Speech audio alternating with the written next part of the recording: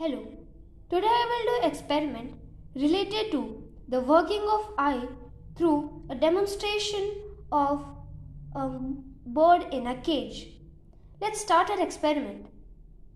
Materials required are drawing of a bird, drawing of cage, cardboard piece, straw and a stapler. Let's start our experiment. First, take the straw and the cardboard and place the straw in the cardboard like this. Now, these are the two pictures.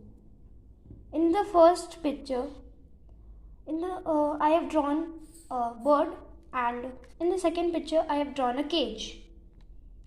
Now, paste these drawings on this cardboard like this.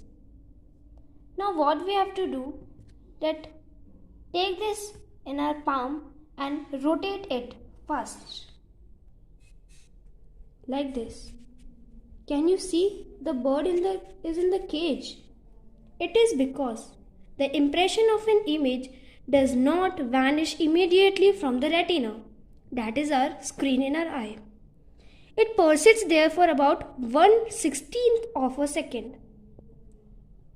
So when I do like this, the image do not vanish immediately from the retina, and hence we can see the bird and that is in the cage.